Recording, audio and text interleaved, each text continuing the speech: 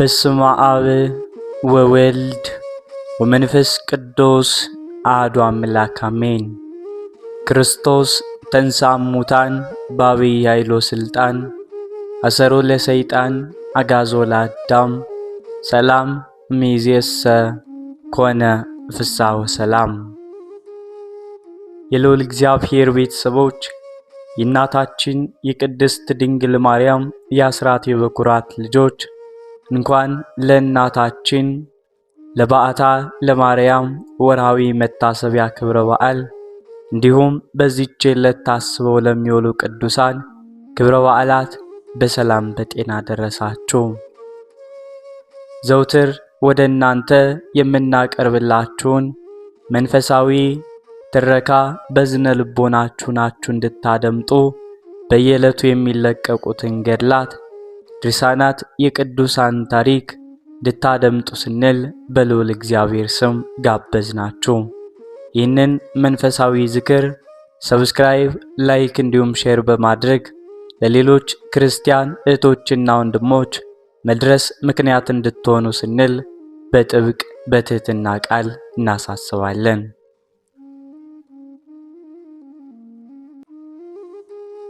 አንድ አምላክ በሚባሉ በአብ በወልድ በመንፈስ ቅዱስ ስም አምኜ የምነግራችሁን የቤተ ክርስቲያን ልጆች ወንድሞች ሆይ ስሙ። እግዚአብሔር ያክብራችሁ። መላእክትም ጻድቃንም ምስጋናዋን መፈጸም የማይቻላቸው የእመቤታችንን ታምር ለመስማት አይነ ልቦናችሁን ያብራላችሁ። በረከቷ ልመናዋ ከንጉሳችን ጋር ለዘላለሙ ይኖር። ከታምር አስቀድሞ ይህ ይነበብ፣ ሕዝቡም ዝነ ልቦናቸውን ከፍተው ይስሙ። በዕብራይስጥ ማርያም የምትባል የእመቤታችንን ክብሯን፣ ልዕልናዋን፣ ምስጋናዋንም በልቦናችሁ አኑሩት፣ አሳድሩት። ማርያም ማለት መንግሥተ ሰማያት ምርታ የምታገባ ማለት ነው። እመቤታችን ማርያም ዓለም ሳይፈጠር በአምላክ ልቦና ታስባ ትኖር ነበር። ፍጥረት ሁሉ እመቤታችን ለማመስገን ተፈጠረ። አዳምና ሔዋንም እመቤታችን ከነርሱ ልትወለድ ተፈጠረች። አዳምም እመቤታችን ማርያም ከእርሷ አብራክ እንድትከፈል ከሔዋንም የማኅፀን እንድትወለድ አውቆ ሔዋንን ሕይወቴ ነሽ ይላት ነበር።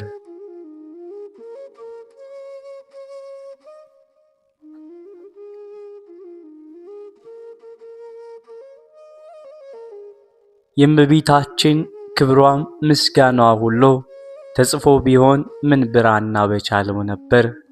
ሊሰማው የሚቻለው ምን ጆሮ ነው? ሊወስነውስ የሚቻለው ምን ልብ ነው? አስቦ ሊደርሰውስ የሚቻለው እንደምን ያለ ሕሊና ነው? ነገር ግን የተቻለንን ያክል ከምስጋናዋ ጥቂት እንነግራችኋለን። እመቤታችን ማርያም ከአዳም ጀምሮ እስከ አብርሃምና እስከ ሙሴ ድረስ ትነገር ነበር። ከሙሴ ጀምሮ እስከ ሴት ልጅ እስከ ዳዊትም ድረስ በብዙ ምሳሌ እየታየች ትነገር ነበር። የእመቤታችን ትውልድ በአባቷ በኩል ከንጉሡ ከዳዊት ወገን ነው። በእናቷ በኩል ከሊቀ ካህናቱ ከአሮን ወገን ነው። የአባቷ ስም ኢያቄም ነው። የእናቷ ስም ሐና ነው።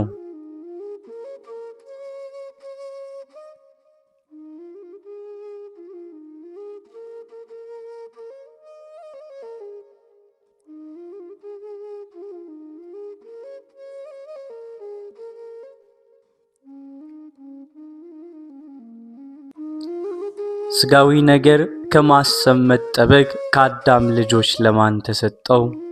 ኃጢአትን ከማሰብ መጠበቅ ለመላእክትስ እንኳ አልተቻላቸውም። በቀደመው ወራት ያልተሰጣቸውን ሽተው በድለው ከሰማይ ወደ ምድር ወርደዋልና እመቤታችን እንደ ማርያም የአብ ማረፊያ የሆነ ማን ነው? እመቤታችን እንደ ማርያም የወልድስ ማደሪያ የሆነ ማን ነው? እመቤታችን እንደ ማርያም የመንፈስ ቅዱስ ቤት የሆነ ማን ነው? ለሰው ኃጢአት ሳይሰራ መኖር ይቻለዋልን? ከአራቱ ባህሪያት ከተፈጠረ ሰው ከእመቤታችን በቀር እሳትን የተሸከመ ኃጢአትንም ያልሰራ የለም።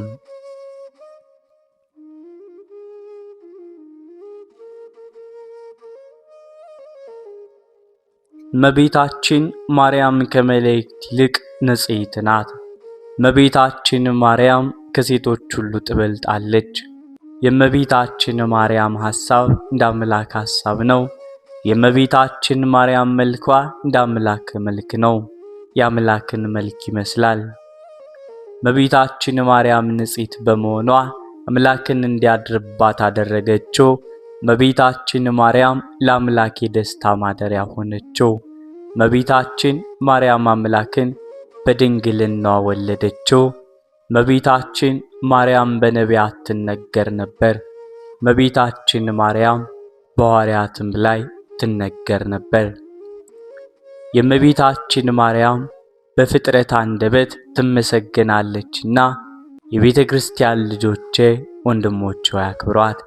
ለእናንተ ላጣን መድኃኒታችሁ ናትና በጎ አገልግሎትም ለሚያገለግላት ዋጋውን ትሰጠዋለች። ሳትጠራጠሩ በፍጹም ልቦናችሁ መኑባት። እርሷ መድኃኒታችሁ ናትና በስሏም ፊት ስገዱ። ለስሏም ያልሰገደ ግን ከቆመበት ቦታ ይጥፋ፣ ስም አጠራሩም አይታወቅ። በሰማይ ያሉ መላእክቶችም ይደረግ ይሁን ይበሉ።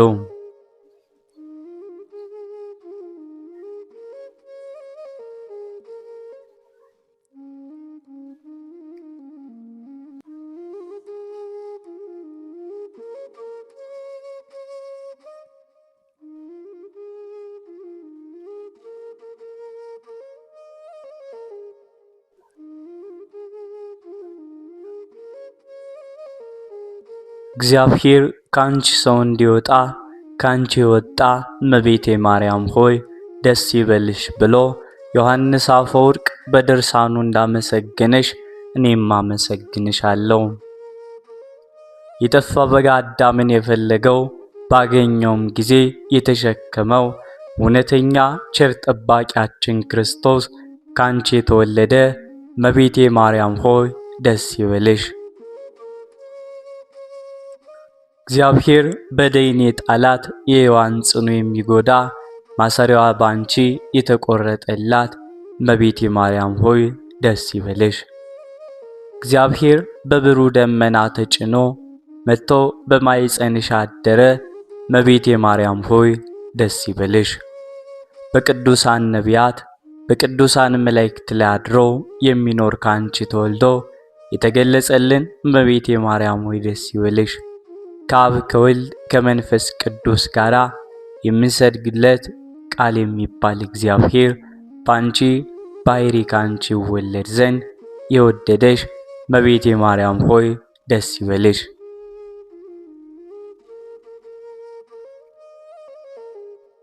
እኔ ለምእመናን ወንጌልን የማስተምርለት የጌታ እናቱ እመቤቴ ማርያም ሆይ ደስ ይበልሽ።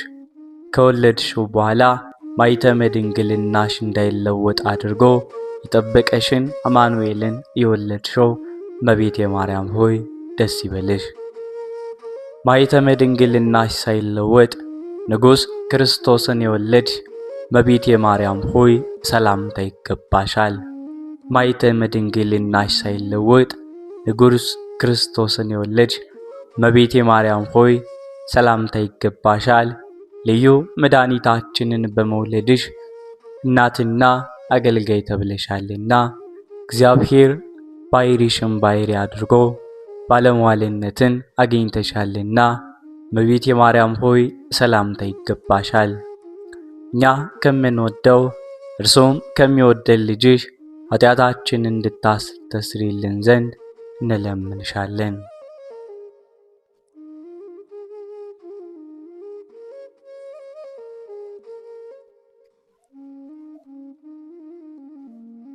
ዓለም ሳይፈጠር የነበረ ዓለምን አሳልፎ የሚኖር ማለት ነው። የተካከሉ ሦስት ለሚሆኑ ብርሃናትን ለፈጠረ ለአብ ለአንድ ልጁ ለሚያጸናን ለመንፈስ ቅዱስ እንሰግድ። የበረከት ፍሬ ለተገኘባት ተክል ጠባቂዎች ላልጸሩባት ላልደከሙባት የተክል ቦታ ለተባለች ለእመቤታችን ማርያም ሰላምታ ይገባል።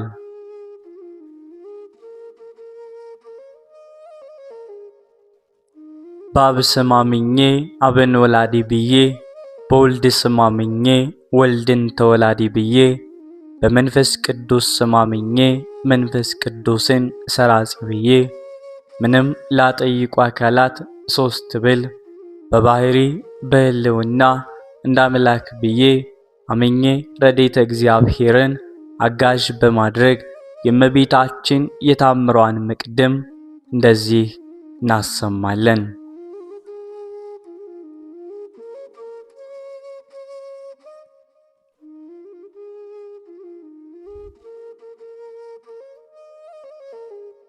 ይህንን የሥርዓት መጽሐፍ የምስር ዕፃ ከሚሆን ከማልቃ ቦታ ከሐዋርያው ከማርቆስ መንበር ተገኝቶ የወጣ ነው።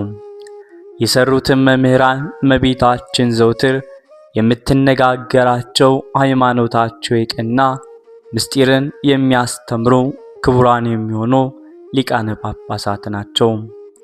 በራእይ የምትነጋገራቸው ጊዜ አለ። በሕልምም የምትነጋገራቸው ጊዜ አለ። ተገልጻም የምትነጋገራቸው ጊዜም አለ። እኒህም ድንቅ ታምራት የሚሰሩ አባ አብርሃም፣ አባ ማርቆስ፣ አባ ማቴዎስ ናቸው። እንደተነገረቻቸውም ፍጹም ታምራትም እንዳደረገችላቸው የታምራቸው ዜና የእመቤታችን ታምራት በሚናገር መጽሐፍ ላይ ተጽፏል። አባ ሚካኤልና አባ ገብርኤል በሚባሉ ጳጳሳት ዘመን አባ ዮሐንስም ኤጲስቆጶስነት በተሾመ ወራት ከግብፅ ወደ ኢትዮጵያ በወጡ በ3 ዓመት የሥርዓታቸውን መጽሐፍ ከአረብ ቋንቋ ለኢትዮጵያ ሰዎች በግዕዝ ቋንቋ ተተረጎመች።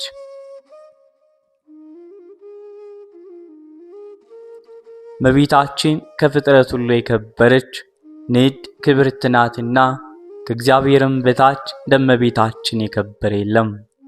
በዕለተ እሑድ በእመቤታችንም በዓላት ሁሉ የእመቤታችን ታምር ማንበብን እንዳያስታጉሉ አወገዙ። በዓላቶቿም እነዚህ ናቸው።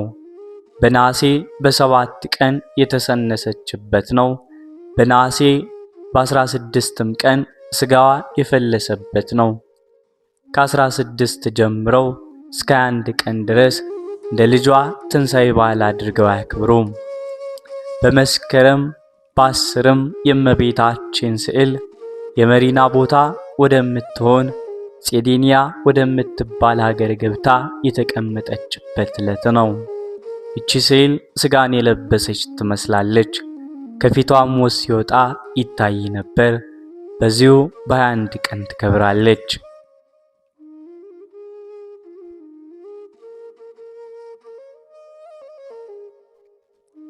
በጥቅምት በ21 ቀን ትከብራለች። በኅዳር በ6 ቁስቋም በምትባል ሀገር ገብታ የተቀመጠችበት ነው።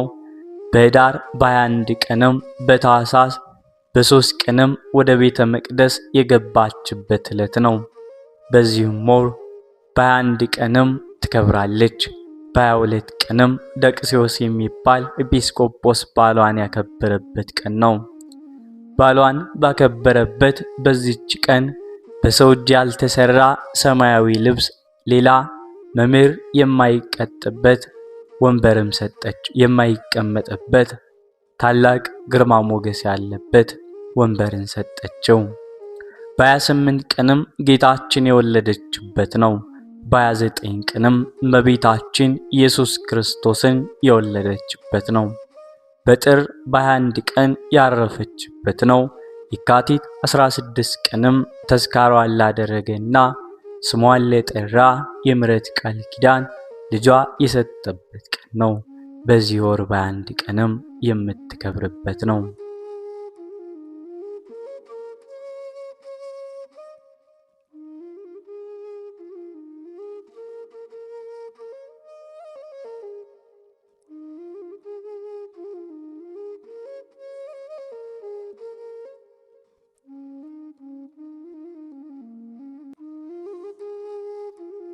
ልመናዋ ክብሯ በእኛ ለዘላለሙ በእውነት ይደርብንና አምላክን የወለደች በሁለት ወገን ድንግል የሆነች በድንጋሌ ሥጋ በድንጋሌ ነፍስ የጸናች ክብርት እመቤታችን ያደረገችው ታምሬ ነው።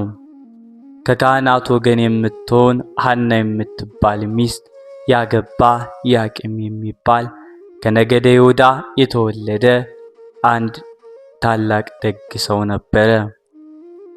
ሁለቱም እግዚአብሔርን የሚወዱ እግዚአብሔር የሚወዳቸው ደጋጎች ነበሩ። እግዚአብሔርም በሰራው ሕግ ጸንተው ይኖሩ ነበር። ሚስቱ ግን መክና ትኖር ስለነበር ልጅም ስላልነበራቸው አዝነው ተክዘው ይኖሩ ነበር። ዕለት ዕለት ወደ ቤተ እግዚአብሔር እየሄዱ ልጅ ይሰጣቸው ዘንድ በሐዘን በልቅሶ ልመናቸውን ወደ እግዚአብሔር ያቀርቡ ነበር። ከገንዘባቸውም ከፍለው ለድሆችና ለጦም አዳሪዎች ለቤተ እግዚአብሔርም ይሰጡ ነበር።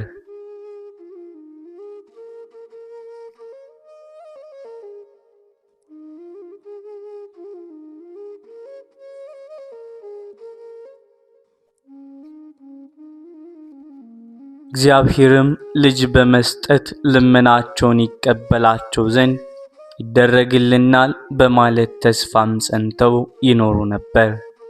ከዕለታት በአንድ ቀን ሐና ሚስቱና ኢያቄም ወጥተው ወደ ተክል ቦታም ገቡ። ቆመውም ሲጸልዩ ርግቦች ከልጆቻቸው ጋር ደስ ብሏቸው ሲጫወቱም አይተው ልጅ ስለሌላቸው ፈጽሞ አዘኑ። ከሐዘናቸውም ብዛት የተነሳ አንቀላፍቷቸው ተኙ።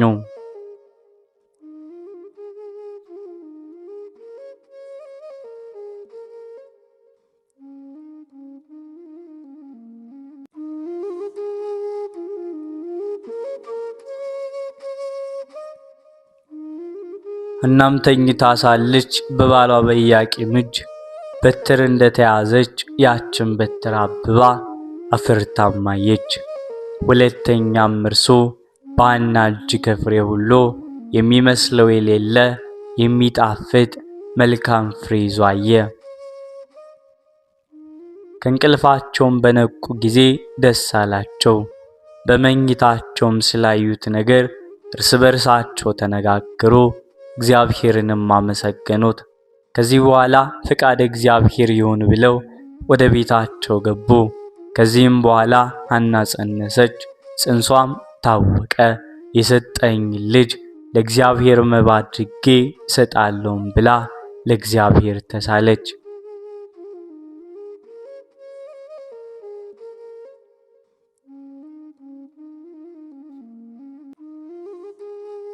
ሁልጊዜ በጾም በጸሎት ተወስና በፍጹም ደስታ ለድሆችና ለጦም አዳሪዎች ምጽዋትን ስትሰጥ ኖረች። ይህን ሁሉ ስላደረገልኝ ፈንታ ለእግዚአብሔር ምን ውረታ አደርግለታለሁ ብላ በልቧም አሰበች። ለመሥዋዕት የማይሆነውንም ምግብ ሁሉ ከመብላት ትከለከል ነበር። ስግደትንም ታበዛ ነበር። የሰጣትንም ይጠብቅላት ዘንድ ወደ እግዚአብሔር ልመናን አበዛች።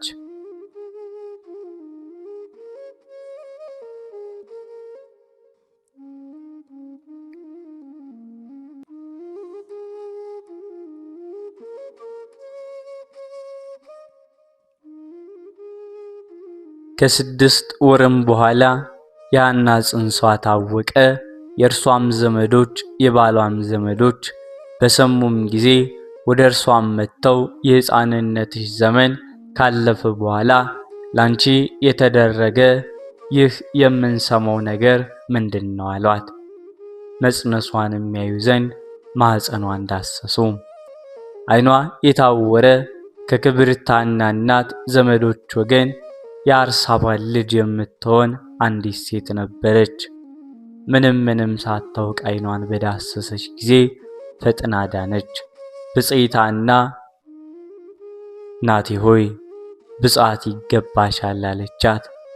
ዓለም ከተፈጠረ ጀምሮ አንዳች በማኅፀኑ የዕውራንን ዓይን የሚያበራ የለምና ዘመዶቿም ሰገዱላት። ብፅዕት ሐና ከአጥቢያ ኮከብ ፀሐይ እንዲከብር በእርሳቸውም ላይ ከበረች። ዝናዋም በአገር ሁሉ ተሰማ።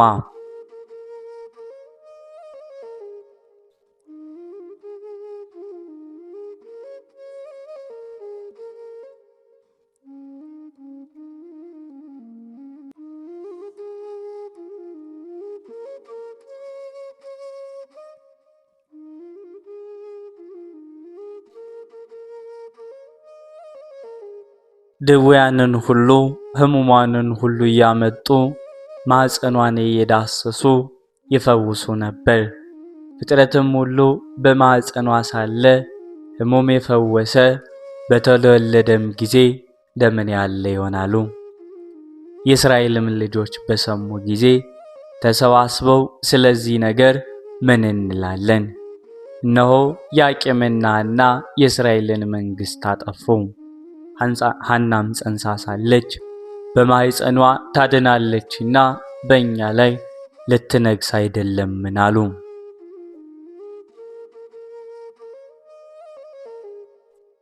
ከእርሳቸውም አንዱ ይህ ነገር ያስደንቃቸዋልን? ሙሴ እንደ ጻፈው በድንጋይ ወግረን እንገድላቸው ዘንድ ነው አላቸውና ሁሉም ተቃጠሉ። መንፈቀ ሌሊት በሆነ ጊዜ ስሙ ገብርኤል የሚባል መልአክ ከሰማይ ወርዶ በዘመድ የከበራችሁ ኢያቄምና ሐና ሆይ ተነሱ አላቸው። ሊባኖስ ወደሚባል ተራራም ወሰዳቸው።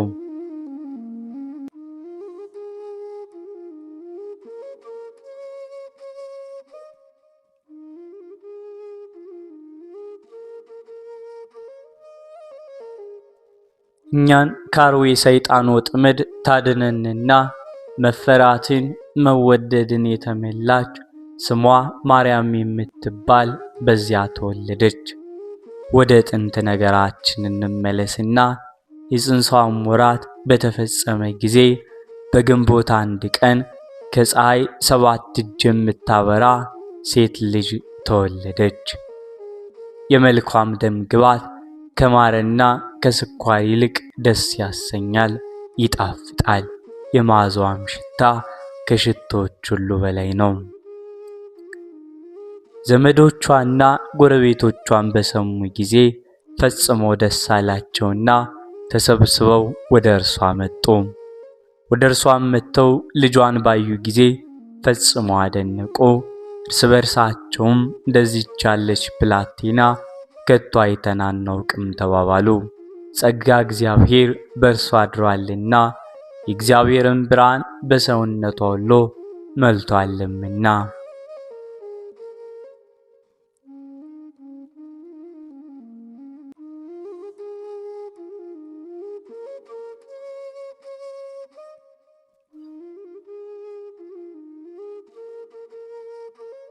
ከኢያቄምና ከሚስቱ ከሐና ጋር ደስ እያላቸው የእግዚአብሔርን ቸርነት እየተናገሩ 7 ቀን ተቀመጡ።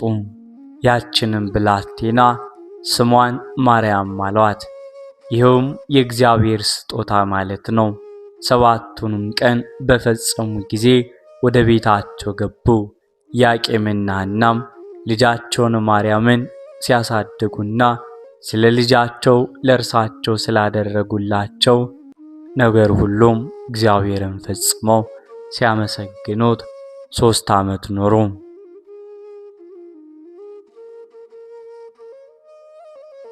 በጾም በጸሎት ተወስነው ለድሆችና ለጦም አዳሪዎች ምጽዋትን እየሰጡ በጎ ሥራ መስራትን አበዙ። ልጃቸውን ማርያምን በንጽሕናም ሲያሳድጉ 3 ዓመት በተፈጸመ ጊዜ ሐና ባሏን ኢያቄምን ወንድሜ ሆይ ልጃችንን ለቤተ እግዚአብሔር ብፅዓት አድርገን እንስጥ። ልጃችን ቤተ እግዚአብሔር ልታገለግለው ነው እንጂ በዚህ ዓለም እኛን ልታገለግል እንዳልተሳል አስባለችው።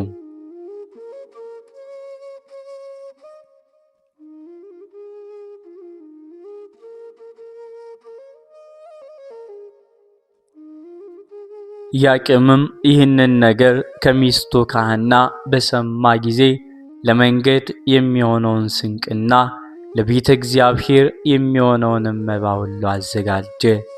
ቤተሰቦቻቸውንና ባልንጀሮቻቸውንም ዘመዶቻቸውንም ሁሉ ጠሩ። ልጃቸውን ይዘው ሄደው ወደ ቤተ መቅደስ አስገቧት። ካህናት በቤተ መቅደስም ያሉ ሁሉ በሰሙ ጊዜ እነርሱን ለመቀበል ወጥተው መንፈሳዊ ሰላምታም ሰጧቸው። ኢያቄምንና ሚስቱን ሐናን ልጃቸውን ማርያምን አመሰገኗቸው። በአንብሮተ እድ ፈጽሞ ባረኳቸው። እግዚአብሔር ሐዘናችሁን በእውነት ተቀብሏችኋል፣ ቸር በምትሆን በዚች ልጅም ደስ አሰኝቷችኋል አላቸው። እመቤታችንንም ለእግዚአብሔር እናትነት የተመረጥሽ ንዕድ ክብርት ሆይ ፍቅር ይገባሻል አሏት። ታቅፈው ይዘውም በታኅሳስ 3 ቀን በእግዚአብሔር ፍቅር ወደ ቤተ መቅደስ አስገቧት። ልመናዋ ክብሯም ለዘላለም በእውነት ለሁላችን ይዋልብን ይደርብን፣ አሜን።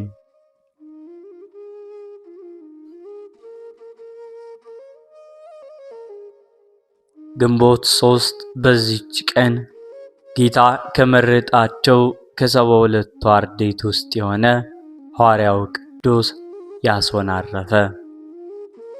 ይህም ቅዱስ ከሐዋርያት ጋር ወንጌልን በሰበከ ጊዜ ብዙ መከራዎችን በክብር ባለቤት በጌታችን ኢየሱስ ክርስቶስ ስም ተቀበለ።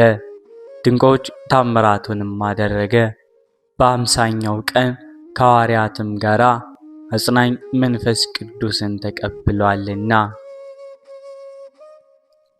ትውልዱም ከጠርሴስ ሀገር ነው። ከጠርሴስ ሰዎች አስቀድሞ አመነ። ሐዋርያው ጳውሎስም አመነ። ሐዋርያው ጳውሎስም ከተጠራና ካመነ በኋላ በብዙ አገሮች ተከትሎ በወንጌል ትምህርት አገለገለው።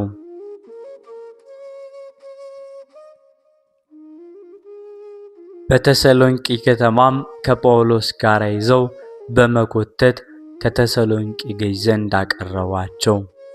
ከዚህም በኋላ በጠርሴስ ሀገር ቅዱስ ጳውሎስ ኤጲስቆጶስነት ሹመው የወልደ እግዚአብሔርንም ቤተ ክርስቲያን በመልካም አጠባበቅ በቅንነት ጠበቀ።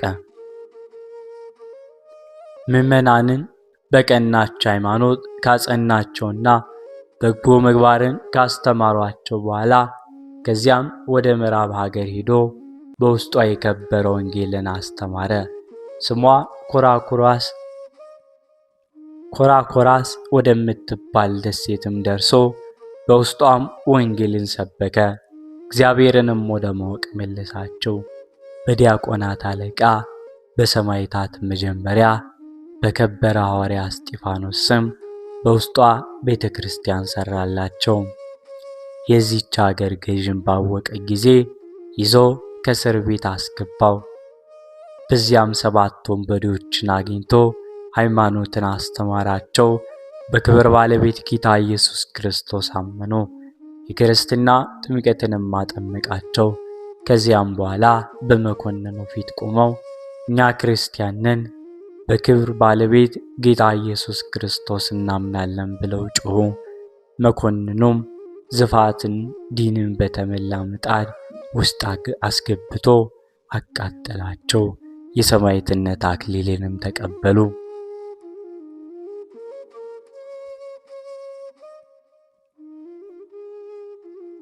ከዚህም በኋላ ቅዱስ ያሶንን ከእስር ቤት አውጥቶ ብዙ አሰቃየው። ነገር ግን ምንም ጉዳት አልደረሰበትም።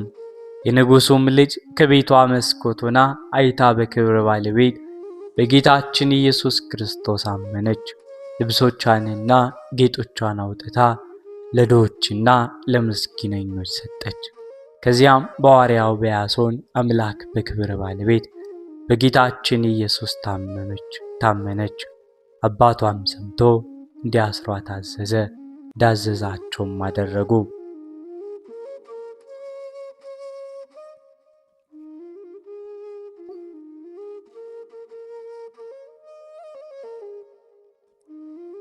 በጢስ አፍነው አሰቃዩአት። ደግመውም አራቆቷትና አባቷ በፍላጻ ነደፋት። ነፍሷንም በእግዚአብሔር እጅ ሰጠች። ከዚህ በኋላ ቅዱስ ያሶንን ወደ ደሴት ሰደደው። በደሴትም ውስጥ ያሰቃየው ዘንድ መኮንኑ ከሰራዊቱ ጋር አብሮ በመርከብ ተሳፈረ። እግዚአብሔርም ከሰራዊቱ ጋር በመርከብ አሰጠመው። ከዚህም በኋላ ቅዱስ ያሶን ወንጌልን እያስተማረ ብዙ ዘመናትን ኖረ።